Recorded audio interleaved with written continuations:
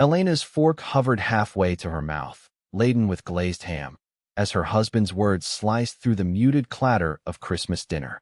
"You're nothing but a leech. You can't stay here anymore."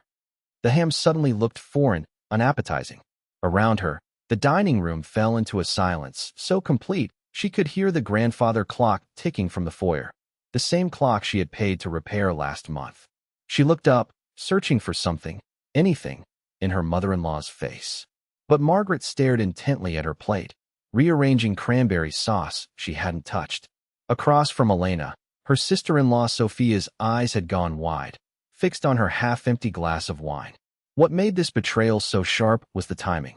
Elena had spent the entire morning in the kitchen, preparing the glazed ham, mashing potatoes, and baking 2 different desserts while they watched Christmas movies. Just 20 minutes ago, she had shared news about her promotion at the marketing firm. Now, as steam rose from the food she had prepared, her husband declared her unwelcome. The irony didn't escape her. Elena's name was on the electric bill that kept these lights glowing, the water bill that filled the glasses on this table, the grocery receipt for every morsel of this meal, and the insurance statement that covered Margaret's prescription medications. Yet somehow, she was the burden. For months ago, when Margaret lost her pension due to company bankruptcy, Elena had stepped in without hesitation. The bills piled up faster than excuses, and Richard's freelance graphic design work barely covered the mortgage. She had started paying for everything else: utilities, groceries, car payments, even Margaret's medical expenses. Each month, as more accounts transferred to Elena's name, Richard grew more distant, more resentful. His signature, once required for everything in this household, became increasingly irrelevant, his authority diminishing.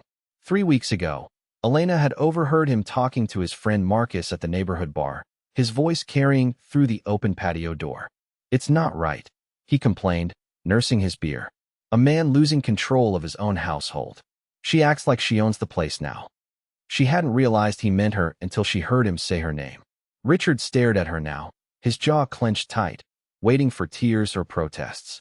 When she simply continued eating, his knuckles whitened around his fork. The ham tasted like nothing in her mouth, but she chewed methodically, swallowed, and took another bite. "Did you hear what I said?" His voice rose, thick with irritation. "You need to be out by New Year's." Elena's hands trembled slightly, but not from fear, from something deeper, something shifting inside her. She set down her fork, placed her napkin beside her plate, and met his gaze. "I understand perfectly." These 3 words hung in the air, not tearful or angry but calm, almost thoughtful. Richard blinked, clearly thrown by her composure. The silence stretched until Margaret finally spoke, but not to defend Elena. "Elena," she said, voice hushed and hurried, "you'll still cover the prescription costs this month, right? I have that specialist appointment on Thursday." And there it was. The full picture came into perfect, painful focus. Not wife, just a financial resource. Not family, just a signature on the bottom of checks. Elena stood and collected her plate, along with Sophia's empty glass.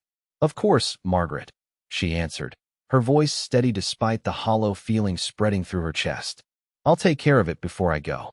As she moved toward the kitchen, her mind cataloged everything in this house that bore her name. The premium cable package she had upgraded when Sophia needed it for her online classes. The new washing machine she had replaced when the old one broke in September. The utility accounts transferred to her when the disconnection notices arrived. She rinsed her plate at the sink, methodically scraping uneaten food into the garbage disposal. Through the kitchen window, she could see her sedan in the driveway, the only thing she owned outright that wasn't tied to this house. At least she would have that when she left. Behind her, she heard Sophia's chair scrape against the floor as she brought her plate to the kitchen.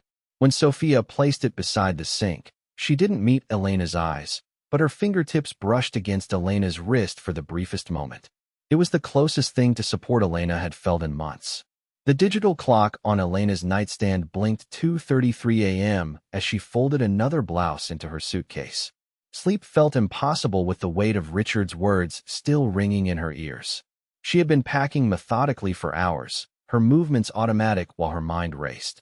She reached for the stack of financial documents she kept in her desk drawer, insurance statements, utility bills, grocery receipts, planning to sort what she needed to take.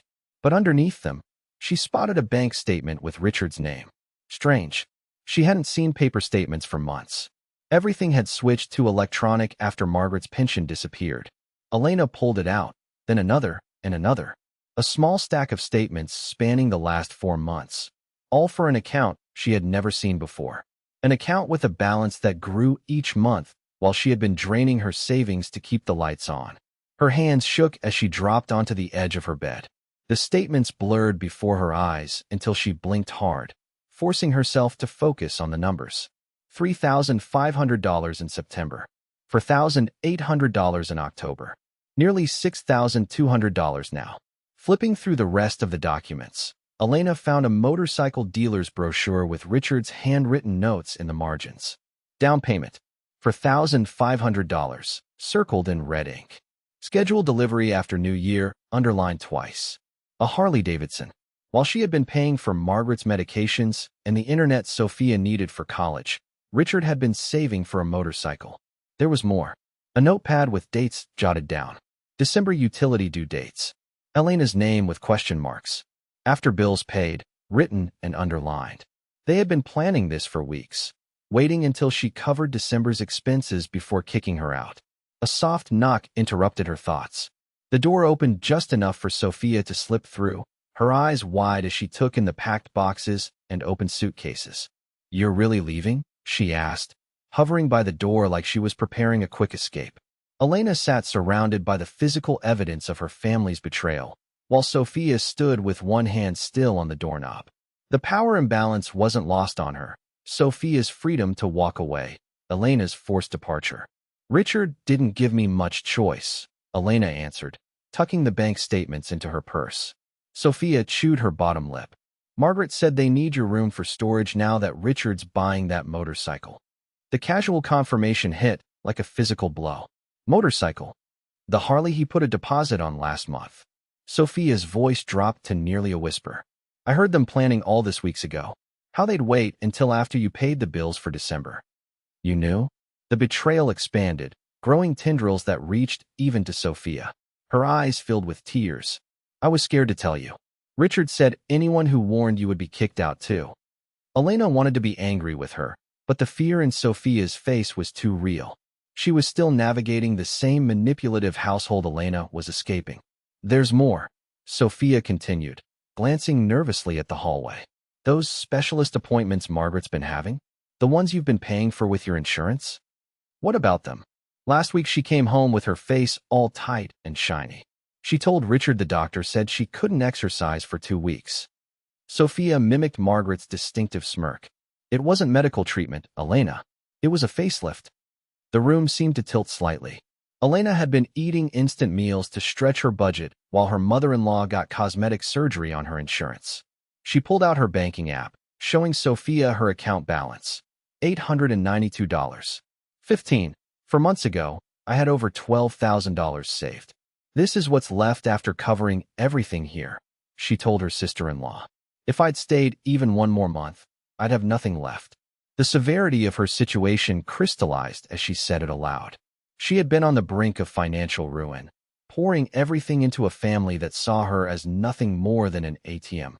"Richard said if you try to take any furniture, he'll report you for theft," Sophia said. "Even the stuff you bought." "Of course he did." Elena glanced around at the dresser she had purchased when they first moved in together, the reading chair she had assembled herself, the artwork she had bought with her first bonus. "He also called the bank yesterday about getting your name off the utility accounts." The time pressure hit her. Elena needed to secure housing, protect what remained of her finances, and untangle herself from the family accounts before they could cause more damage. She reached under her bed and pulled out a manila folder. Inside were receipts for everything she had purchased for the house, organized, dated, with her credit card statements attached. The dresser, the new refrigerator, Sophia's textbooks, the living room furniture, even utility bills with Elena's name clearly listed as the account holder. A small victory in this sea of betrayal. Proof that she wasn't crazy, that she had been carrying this household while they plotted behind her back. Sophia watched her sort through the receipts, her expression unreadable. "Elena," she asked finally. "Yes. What would you do in my place? If you had to choose between standing up for what's right and keeping peace in the only home you have? As Elena sorted through these receipts in the middle of the night, she faced a difficult choice. Should she confront them with evidence of their manipulation, or simply leave and let them discover the consequences on their own? Standing up for herself might bring closure, but a quiet exit would avoid a painful confrontation. What would she do when the people who should love her unconditionally had proven they only valued what she provided? She looked at her sister-in-law, caught in the same toxic environment she was escaping, and realized she didn't have an easy answer for either of them. For days later, while Elena was on her lunch break at the marketing firm, her sister-in-law Sophia's voice came through the phone, each word landing like a slap. "Honestly, Elena, I never thought you'd abandon Margaret when she needed you most." Elena gripped the phone tighter, watching her knuckles turn white. For days since Christmas, and Richard had already constructed his version of events for everyone to consume.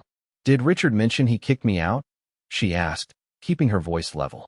"He said you left them high and dry after a little disagreement," Sophia said, her tone heavy with judgment. "The family's having a meeting at Margaret's sister's house this weekend to discuss your behavior." Of course they were. A public forum where they controlled the narrative. "I'm sure they are," Elena said, and ended the call before Sophia could respond. After her shift, she came to her friend's apartment. Elena sank onto the edge of Jasmine's pull-out couch, now her temporary bed. Her entire life sat in 5 hastily packed boxes and 3 suitcases stacked against the wall. Everything she couldn't fit waited in her car downstairs. 7 years of marriage reduced to what she could grab in 3 frantic hours while her in-laws were at church on Sunday. Her phone buzzed again, another text from a cousin who'd heard she had broken Margaret's heart. She didn't open it. The constant notifications had created a new anxiety. Each alert sent her heart racing, wondering which relative would attack next. When Jasmine returned from her shift at the hospital, she found Elena cross-legged on the floor, surrounded by paperwork. "Operation Financial Freedom going well?" she asked, dropping her bag by the door. "Almost done." Elena tapped her pen against a notebook filled with account numbers. "I've canceled the automatic payments for their utilities, removed myself from their cell phone plan, and called to take my name off their internet service." What she didn't say was how the customer service representative had paused when she explained that, yes, she was voluntarily removing herself from financial responsibility for her in-laws' bills. "Good," Jasmine said, settling beside her. "Richard and Margaret can figure out their own mess." The weight of starting over pressed against Elena's chest. Her savings account showed a balance that would make most financial advisors wince. For months of covering her in-laws' expenses had left her with barely enough for a security deposit on her own place, let alone first and last month's rent. "You sure your roommate doesn't mind me crashing here?" Elena asked. "Tyler?" "He's excited to have." The front door swung open, and Tyler burst in with his rescue pit bull bounding ahead of him. "Elena," Tyler announced. "Meet the world's best emotional support animal who also happens to be terrible at personal boundaries." He tossed a rope toy across the apartment, and Luna launched after it, all muscle and wagging tail. The dog returned, dropping the slobbery toy in Elena's lap with hopeful eyes. "She thinks you need this more than she does," Tyler said, his expression serious despite the ridiculousness of the moment. "Sometimes the best therapy has 4 legs and 0 judgment." When Luna nudged Elena's hand with her wet nose, she found herself laughing for the first time in weeks. The sound surprised her, almost foreign to her ears. 6 days after her escape, Elena sat at Jasmine's kitchen table, laptop open to job listings that might offer better pay and benefits. Her current position covered her basic needs, but not the kind of emergency fund she would need to truly rebuild. Her phone lit up with Margaret's name. She considered letting it go to voicemail, but something told her to answer. "What have you done?" Margaret's voice came through sharp and panicked. "The power's out, the internet's down, and my prescription insurance was declined at the pharmacy." Elena took a slow breath, feeling strangely calm. "I stopped paying for things that weren't my responsibility. But you can't just leave us like this. We're your family." The desperation in her voice might have moved Elena once, but now she heard the manipulation beneath it. "Family doesn't call family a Leech at Christmas dinner," Elena said, surprised by the steadiness in her voice. Richard didn't mean it. Her tone shifted to something softer, placating. "You know how he gets when he's stressed." "I do know. That's the problem." Elena ended the call and set her phone down carefully, as if it might burn her. Later that evening, Jasmine leaned over her shoulder as she created new passwords for her email and banking accounts. I noticed some suspicious login attempts on your accounts, Jasmine said, pointing to the security alerts. We should set up fraud alerts just to be safe. The contrast wasn't lost on Elena. Jasmine asked before using her phone charger, while her in-laws had felt entitled to everything she owned. Even now, Jasmine stood a respectful distance away, waiting for Elena's response instead of grabbing the laptop to help herself. Good idea, Elena said. Thanks. That night, she found herself scrolling through apartment listings within her budget. Small studios, most of them, but they represented something she had never fully had, a space that was completely hers, where no one could tell her she didn't belong. She didn't ask anyone's opinion about the neighborhoods or worry whether the kitchens were big enough for family gatherings. The decisions were hers alone. The next morning, Elena headed to a local credit union and opened a new account under just her name. She transferred every penny from her old account, the one Richard knew about. Her phone pinged with a text from Sophia. Margaret looking for your banking info. Says she needs to verify something for insurance. Don't trust her. Elena had barely finished reading when her phone exploded with notifications. 8 missed calls from Richard in the last hour. Simultaneously, an email appeared. Fraud alert. Password reset attempt on your banking app. She stared at the screen, anger rising like a tide. They weren't just trying to guilt her into coming back. They were trying to take what little she had left. 2 days later, the bank representative's voice carried a note of concern that felt strangely validating. Mrs. Chun, we've blocked 4 separate password reset attempts from your former address in the last 36 hours.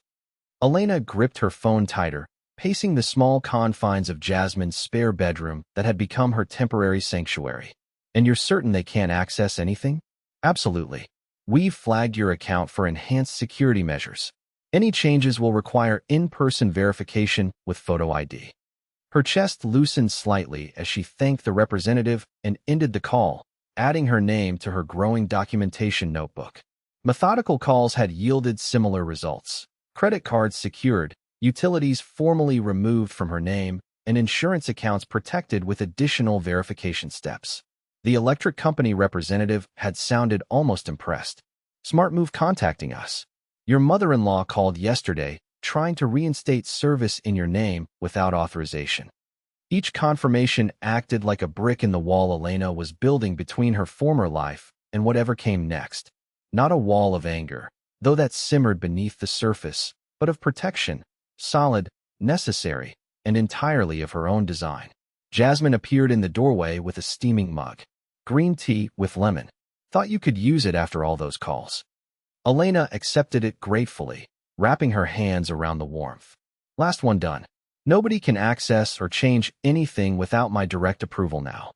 Jasmine nodded approvingly. How does it feel? Before Elena could answer, thunderous pounding rattled the apartment door.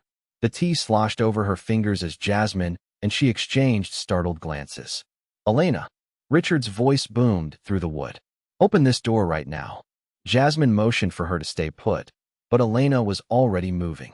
This confrontation had been inevitable since the moment she walked out. The pounding intensified as she approached, each impact like a physical blow.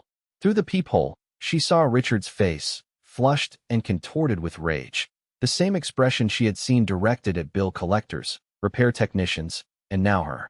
I know you're in there. Another series of blows made the door frame shudder. You think you can just abandon your family and destroy our lives? A door opened across the hall, and Mrs. Rodriguez, a retired teacher who had brought cookies when Jasmine first moved in, peered out cautiously. Her eyes widened at the sight of Richard pounding and shouting. Sir, she called, her voice quavering but determined. I've already called building security. Richard whirled toward her. Mind your own business, lady. This is between me and my wife. Your behavior is my business when it disturbs the peace, she retorted, pulling her cardigan tighter around herself. Richard turned back to the door, his voice dropping to something more dangerous. Elena, if you don't open this door right now, I'll... The threat transformed into action as he stepped back and kicked the door hard enough to splinter the wood around the lock. Mrs. Rodriguez gasped and retreated inside her apartment. Elena's hands trembled as she dialed 911. speaking quietly to the dispatcher while Richard continued his assault on the door. Through the damaged wood, she heard the elevator ding, followed by heavy footsteps. "Sir, step away from the door immediately." The authoritative voice of the building's security guard cut through Richard's shouts. "This is my wife's place. I have every right. You have no right to damage property or disturb residents. Police have been called." Richard's response was lost in the sound of sirens approaching outside. Minutes later, Elena watched through the peephole as two officers escorted Richard down the hallway, his wrists cuffed behind his back, while he continued to shout that she was the one destroying their marriage. When the police officer returned to take her statement, Elena provided it calmly, describing the financial manipulation, the unauthorized access attempts, and today's outburst with the same detached precision she had used in her documentation notebook. The officer, Martinez, according to his nameplate, nodded thoughtfully as he took notes. "Would you like to press charges for the attempted break-in?" The question hung in the air as Jasmine returned from speaking with building management about the damaged door. "Yes," Elena said, the word small but firm. "And I'd like to file for a restraining order." Later, as she watched the police car drive away with Richard in the back seat, Elena wondered, was filing an official report too harsh a response to years of manipulation? Or was it the necessary step to protect herself from further harm? Jasmine squeezed her shoulder gently. "Tyler is bringing home some security cameras for the entrance. We'll set them up tonight." Elena nodded, grateful for the practical support that asked nothing in return. Her phone buzzed with a text from Sophia. "Margaret took your jewelry box and tablet from your old room. Said they're collateral for what you owe them." The message landed like a stone in her stomach. More theft to add to the emotional robbery they had committed for years. She thumbed a quick response. "Do you know where she took them?" Sophia's reply came almost instantly. "Heard her on the phone with Citywide Pawn. Said she got $400 for both." Elena showed Jasmine the message, anger rising fresh and hot in her throat. "Those were worth over $2,500. Do you have the receipts? Serial numbers?" She nodded, thinking of the meticulous documentation she had maintained for insurance purposes. "Everything." An hour later, Officer Chin took her theft report with appropriate seriousness, examining her purchase receipts and noting the serial numbers. "Pawning someone else's property is a criminal offense," she explained, her tone professional but kind. "We'll contact the shop and recover your items." The system that had felt so often stacked against her now worked in her service, a strange reversal that left her light-headed with possibility. That evening, Elena's phone began lighting up with calls from relatives she hadn't spoken to in months. Her cousin Maria's message was the first she listened to. "Elena? Honey? I heard about Richard's arrest. I'm so sorry. We had no idea things were so bad." The neighbors who had witnessed Richard's outburst had apparently shared their observations, shifting the public narrative her in-laws had tried to control. The story was spreading, cracks forming in the facade they had constructed.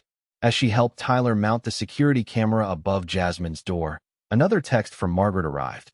"I had to pawn your jewelry and tablet to cover the electric bill you left us with. Citywide Pawn on Market Street. You owe me $400 plus interest." The casual entitlement of her words made Elena's jaw clench. She passed the phone to Jasmine, who read it and shook her head in disbelief. "The audacity is almost impressive," Jasmine muttered, handing it back. Elena saved the message as evidence, her anger not at Margaret's boldness, but at how long she had allowed herself to believe she deserved such treatment. The revelation settled into determination as she finished securing the camera that would capture any future attempts to invade the new boundaries she had built. This time, she was the one watching. Elena's phone vibrated against the coffee table, Margaret's name flashing on the screen. She had been waiting for this call. 5 days since she had filed the police report about her stolen jewelry and tablet, and finally, they were ready to negotiate. "Elena?" Margaret's voice trembled slightly. "I've been thinking about everything, and I want to propose a compromise." Elena said nothing, letting the silence stretch between them. In the background, she heard the television playing the same talk show that used to fill their living room every afternoon at this hour. "If you drop that ridiculous theft report, you can come back home." She paused, cleared her throat. "We'll let you continue living here, of course. Your room is still exactly as you left it." The rehearsed quality of her words was unmistakable. Elena pictured Richard hovering nearby, nodding approval at her performance. And Elena? She continued when Elena didn't respond. I think we should discuss your emotional state lately. Richard and I are concerned that you might be having some kind of breakdown. That's something our friends and family would understand better than, well, than what you're claiming happened. The threat landed with perfect clarity. Drop the charges or be labeled unstable. Elena took a slow breath. I have copies of every bill I've paid for the last 8 months, she said, her voice steady.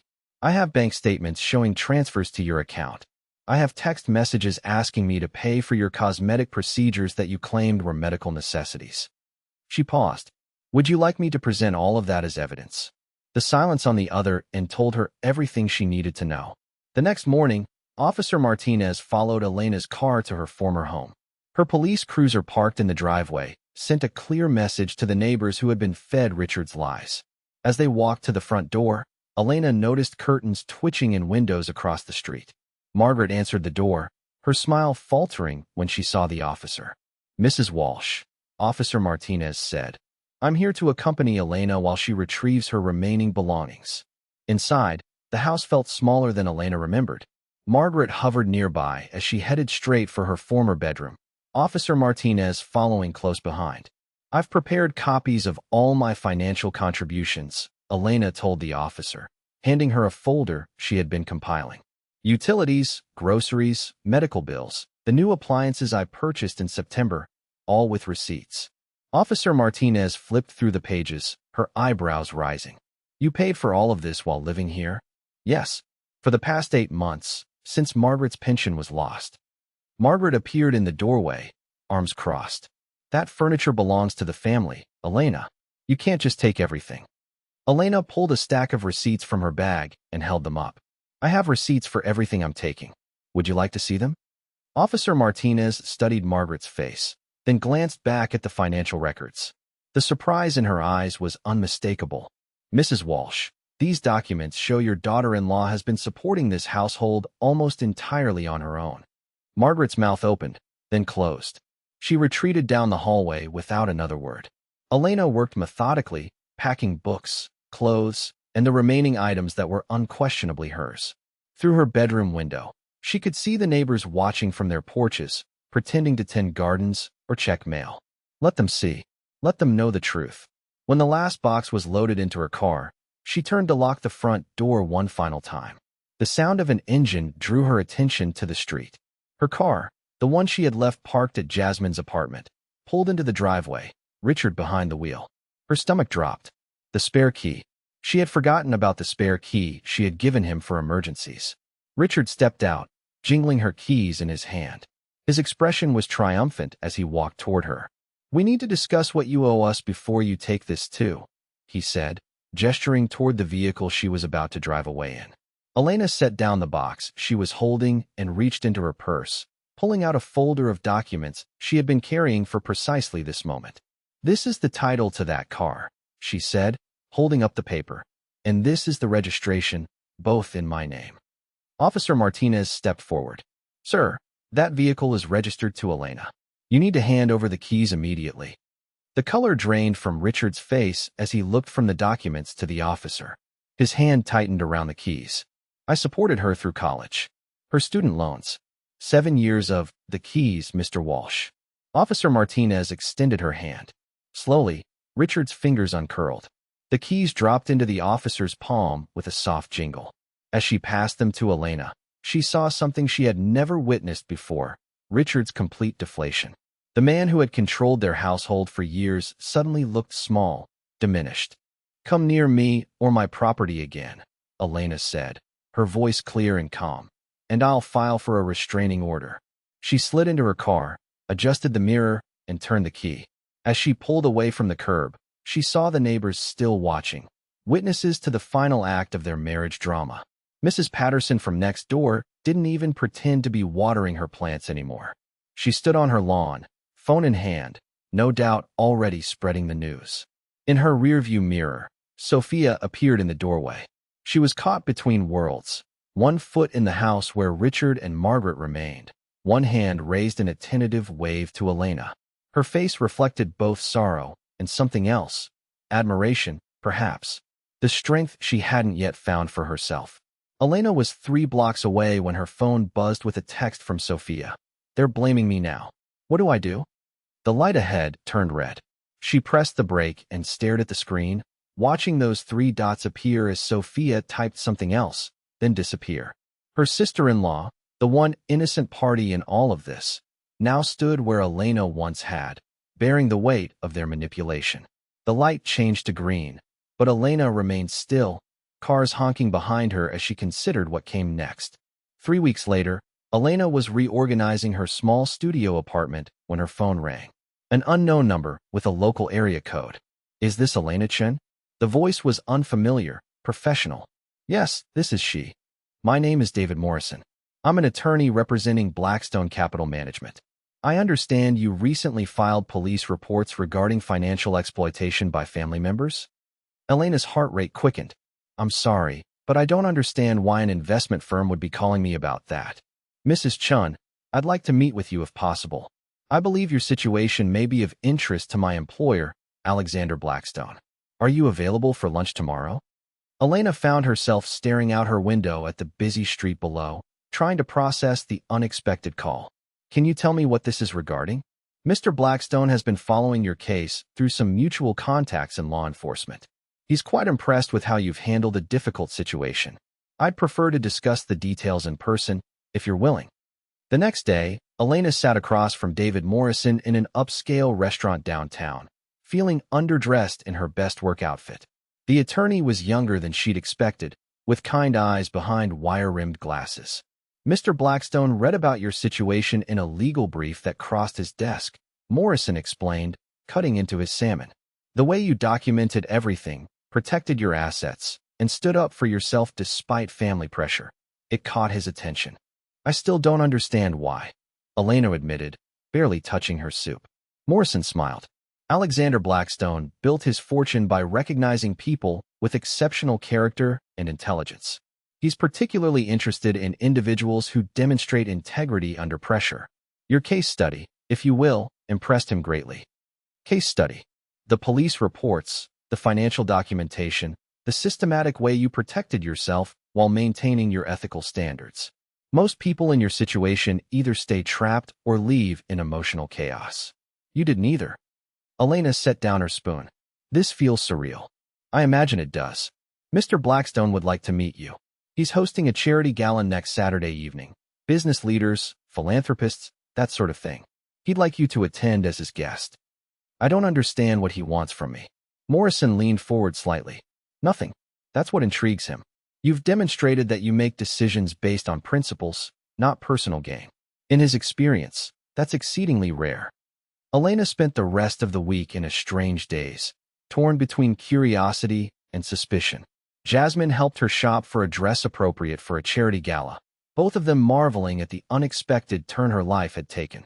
The evening of the gala, a car service arrived to collect her.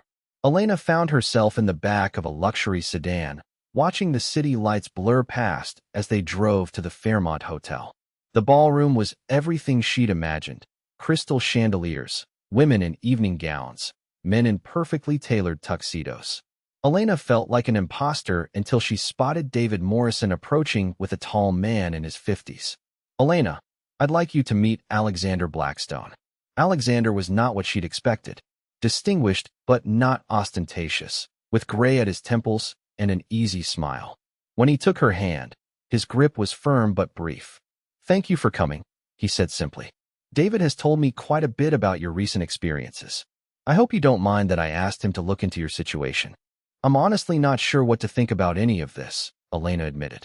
Alexander laughed, a genuine sound. "I appreciate your directness. Would you mind if we talked privately for a moment?" He led her to a quieter corner of the ballroom, away from the main crowd. "5 years ago, my daughter was in a situation similar to yours," he said without preamble. "An abusive marriage where she was financially supporting her husband while he systematically destroyed her self-worth. She didn't have your strength.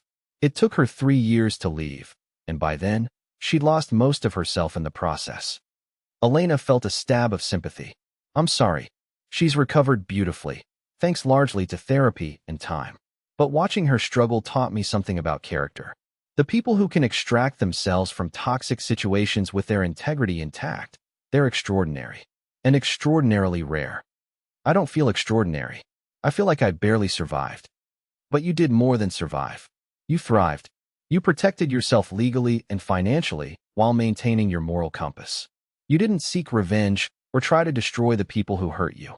You simply removed yourself from a harmful situation and built something better. They were interrupted by the approach of several other guests wanting to speak with Alexander. He handled the interruptions gracefully, introducing Elena simply as a remarkable woman I'm honored to know. As the evening progressed, Elena found herself relaxing into conversations with people whose names she recognized from business magazines and charity boards. They treated her with the same respect they showed each other, asking thoughtful questions about her work in marketing and her thoughts on various social issues. Near the end of the evening, Alexander found her again. "Elena, I have a proposition for you, but I want you to know there are no expectations or obligations attached to this evening." She waited, curious despite herself. "I'm looking for someone to head up a new charitable foundation I'm establishing. It would focus on helping people escape financial abuse, providing legal resources, emergency housing, financial education. The position would come with a substantial salary and full benefits. Are you interested in hearing more?" Elena stared at him, struggling to process what he was offering. "You want to offer me a job based on one evening? I want to offer you an opportunity based on months of observing how you handle adversity. David has been tracking your case from the beginning, with appropriate legal oversight, of course. I've seen how you protect others, how you make decisions, how you rebuild. Those are the qualities I need in someone who would be helping others in similar situations. I don't have experience running a foundation. You have experience surviving and thriving despite financial abuse. Everything else can be taught." Elena felt tears prick her eyes. "This doesn't feel real. Take your time thinking about it. There's no pressure." "But Elena?" He handed her his business card. "What you've accomplished these past months isn't small. Don't let anyone convince you otherwise." The car ride back to her apartment gave Elena time to process the evening. By the time she reached her building, she had made her decision. 2 days later, she called the number on Alexander's card. "I'd like to learn more about the foundation," she told him. "I was hoping you'd call.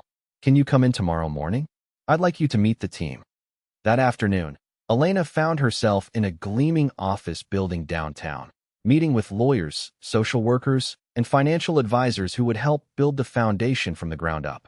The mission was clear: provide comprehensive support for people escaping financial abuse.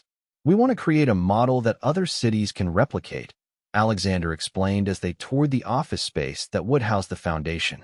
"Legal aid, emergency financial assistance, housing support, job placement, counseling, everything someone needs to rebuild their life safely. And you want me to run this? I want you to lead it. There's a difference. You'd have full autonomy to shape the program based on your understanding of what actually helps." Elena looked around at the empty offices that would soon house a program she would design, staffed with people she would hire, helping individuals she understood in ways most people couldn't.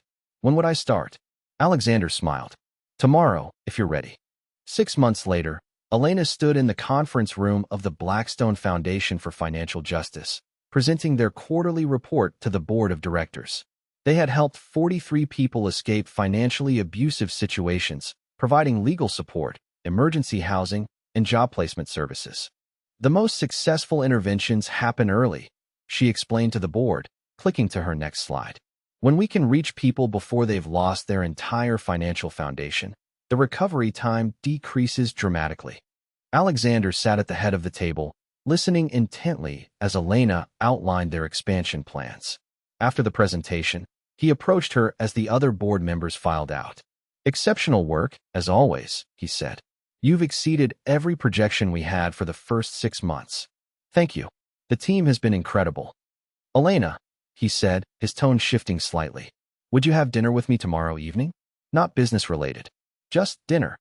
She looked up from her papers, studying his face. Over the past 6 months, their working relationship had developed into something deeper: mutual respect, shared values, and an easy comfort with each other that had surprised them both. "I'd like that," she said simply.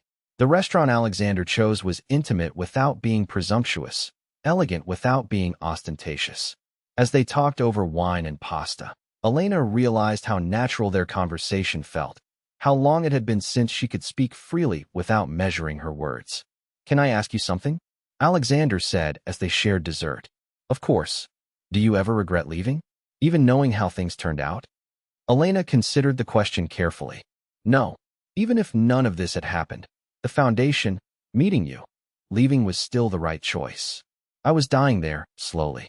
I just didn't realize how much until I was gone. And now," she smiled, thinking of her small apartment that was entirely hers, her work that gave her purpose, her growing savings account that no one else could access. "Now I'm living." Alexander reached across the table and took her hand. "Elena, I need to tell you something. These past 6 months, working with you, getting to know you, it's been the best part of my days. I'm falling in love with you, and I wanted you to know." The words hung between them, honest and vulnerable. "Alexander," she said, not pulling her hand away, "I'm falling in love with you too. But I need you to know, I'm never going to be financially dependent on anyone again. Even you. Especially you." He smiled, squeezing her hand gently. "I wouldn't want you to be. Your independence is part of what I love about you." A year later, Elena stood in her apartment, now filled with furniture she had chosen and art she had bought, preparing for her wedding day. It was a small ceremony. Close friends, a few colleagues from the foundation, and Alexander's daughter, who had become one of Elena's closest confidants.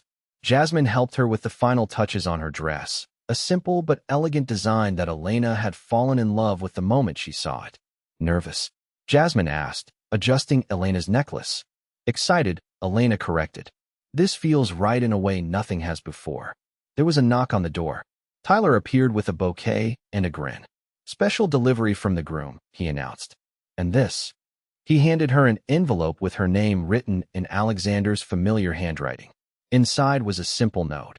"Elena, thank you for teaching me that the best partnerships are built on mutual respect, not need. Thank you for choosing me not because you have to, but because you want to. I love you." Attached was a prenuptial agreement with a post-it note. "Just so we're both protected. Your independence is precious to me too."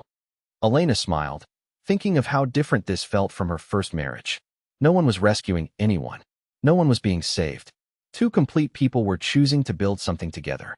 The ceremony took place in the foundation's main conference room, transformed with flowers and soft lighting. As Elena walked down the aisle, she saw Alexander waiting for her, his face bright with joy and respect. When they exchanged vows, Elena spoke from her heart. "Alexander, you taught me that love doesn't mean losing myself. You showed me that the right person enhances who I am rather than diminishing it. I promise to choose you every day, not from need, but from want." Alexander's vows were equally simple. "Elena, you taught me that strength comes in many forms. Your courage, your integrity, your compassion, they inspire me daily. I promise to protect your independence as fiercely as I protect my love for you." After the ceremony, as they celebrated with their small group of guests, Elena's phone buzzed with a text from an unknown number. She almost ignored it, but something made her check. It was from Sophia. "Saw the announcement in the paper. I'm so happy for you. You deserve all of this and more." Elena showed the message to Alexander, who smiled and pulled her close. "No looking back?" he asked. "Only forward," she confirmed, and meant it completely. As they danced to their first song as husband and wife, Elena reflected on the journey that had brought her here. The pain of Christmas dinner 2 years ago felt like a lifetime away. The woman who had sat in that dining room, accepting crumbs of affection while providing everything, was gone. In her place was someone stronger, someone who understood her worth, someone who chose love from a position of strength rather than desperation. Alexander spun her gently, and Elena laughed, the sound free and joyful. She had learned that sometimes the most devastating losses lead to the most extraordinary discoveries. Sometimes being cast out leads to finding where you truly belong. The foundation continued to thrive under Elena's leadership, helping hundreds of people escape financial abuse and rebuild their lives. Alexander remained her biggest supporter and most trusted advisor, their partnership deepening both personally and professionally.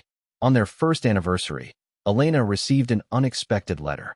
It was from Margaret, forwarded through the foundation's lawyers. "Dear Elena," it read, I want you to know that Richard and I have been in counseling. We're learning about the ways we hurt you, and we're sorry. We understand if you don't want contact with us, but we needed you to know that we recognize what we did was wrong. You didn't deserve any of it. We hope you're happy. Margaret, Elena read the letter twice, then filed it away. She felt no anger, no desire for revenge, no need to respond. She had moved beyond needing their acknowledgement or apology. Their recognition of wrongdoing was for their own healing, not hers. That evening, she shared the letter with Alexander as they cooked dinner together in their new home, a space they had designed and chosen together, where every decision was mutual and every contribution was valued. "How do you feel about it?" he asked, chopping vegetables while she stirred the sauce. "Peaceful," she said, surprising herself. "I hope they find healing. But it doesn't change anything for me. I've built something better than what I lost." Alexander set down his knife and pulled her into his arms, sauce-covered spoon and all. "I love you, Elena Blackstone," he said, using her new name for the first time. "I love you too," she replied, and meant it with every fiber of her being. Outside their kitchen window, the city lights twinkled like stars, full of possibility and promise. Elena had learned that sometimes you have to lose everything you thought you wanted to discover everything you actually needed. Sometimes the greatest gift is being forced to start over, to build a life based on your own values rather than others' expectations. She had found her way home, not to a place, but to herself. And from that foundation, she had built something beautiful and strong and entirely her own.